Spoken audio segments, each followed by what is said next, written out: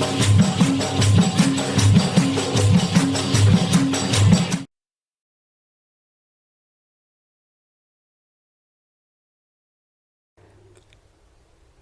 dari sejarah dan asal-usul kampung yang kita huni hari ini agak kabur dan tidak diketahui oleh penduduk asal sesebuah kampung itu. Hal berkenaan wujud apabila peneroka atau pengasas sebuah kampung itu tidak menceritakannya kepada generasi seterusnya kepada anak-anak mereka. Akhirnya anak-anak mereka juga tidak mengetahui untuk disampaikan kepada generasi yang terkemudian.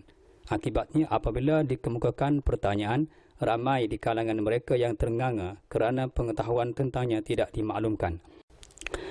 Misalnya tentang kampung Padang Rokma yang kini letaknya dalam jajahan Tumpat Kelantan, asal-usul tentang kampung berkenaan juga agak kabur. Hal ini menyebabkan generasi seterusnya itu sekadar tinggal di tempat itu tanpa mengetahui tentang sejarah sebenar yang sepatutnya diketahui oleh mereka. Menurut salah seorang penduduk, Muhammad Saufi bin Awanglah, atau lebih dikenali sebagai Pak Cupi dari kampung Padang Rokma Tumpat Kelantan berkata, pada masa dulu kampung Padang Rokma sekadar sebuah padang yang luas yang ditumbuhi pokok tar dan senduduk dengan agak subur, dan selepas itu ditanam padi tugal dan pokok kelapa pula. Berdekatan dengan parit dan saliran itu pula dibina sebuah rumah kecil yang bangsal sebagai permis untuk membuat dan memproses manisan daripada pokok tar.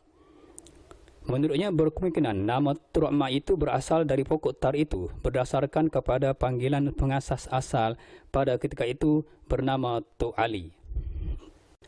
Pak Cupi menambah, pengasas kampung berkenaan ketika itu ialah Tok Ali. Tok Ali mempunyai 5 keluarga sebagai peneroka awal kampung berkenaan. Namun sekarang ini keluarganya itu tidak lagi tinggal di kampung itu setelah semuanya berkeluarga. Hanya yang kekal menetap di kampung Padang Rokma ini adalah keluarga Tok Musa dan bapa beliau, Awanglah. Apabila ditanya, bilakah kampung Padang Rokma mendapat nama, beliau pun tidak pasti kerana pada masa itu beliau masih kecil lagi.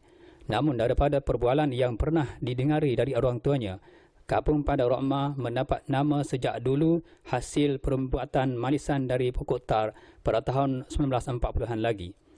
Katanya, selain keluarga pengasas kampung berkenaan iaitu Tok Ali, keluarga lain seperti Tok Daud, Tok Musa, Pak Cihim dan terakhir adalah bapa beliau, Awanglah.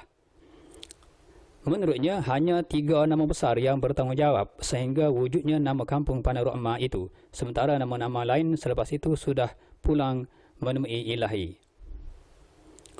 Beliau menyatakan maksud Rokma adalah aktiviti pengasas awal yang menjalankan aktiviti untuk menghasilkan manisan tar.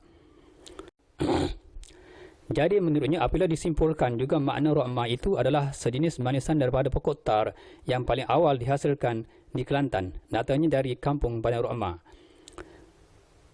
Menurut Pak Cupi, setelah manisan tar itu berjaya dihasilkan, ia kemudiannya dihantar ke Pasar Besar Wakaf Baharu dan Pasar Atas Parit yang kini tiada lagi dan Pasar Cabang 4 Tumpat.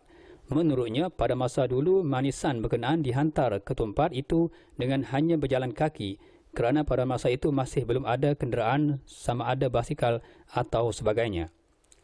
Pembuatan dan proses membuat manisan dari pokok tar itu berkubur ketika beliau dilahirkan dan sementara pula pengasasnya Tok Ali telah meninggal dunia. Nama-nama lain selepas itu seperti Tok Daud, Tok Musa, Pak Cihim dan Awanglah tidak menyambung generasi itu kerana berlainan bidang dan kemahiran. Menurutnya, ketika zaman kanak-kanak beliau, banyak pokok buah-buahan telah ditanam, tidak sebagaimana dulu yang dipenuhi pokok senduduk dan tar. Katanya lagi, bangsal yang digunakan oleh arwah Tok Ali untuk menghasilkan pembuatan manisan tar itu juga kini tiada lagi. Kawasan itu kini telah dibangunkan beberapa buah rumah selain pokok buah-buahan. Katanya, dari agakkannya rumah-rumah yang dibina di kawasan bangsal manisan itu kini melebihi 20 buah rumah di situ. Di antara taraf pekerjaan penduduk kampung Padang Rokma hari ini meliputi kerja-kerja kampung dan sebahagiannya adalah kaki tangan awam dan terdapat juga yang bekerja sendiri seperti berniaga.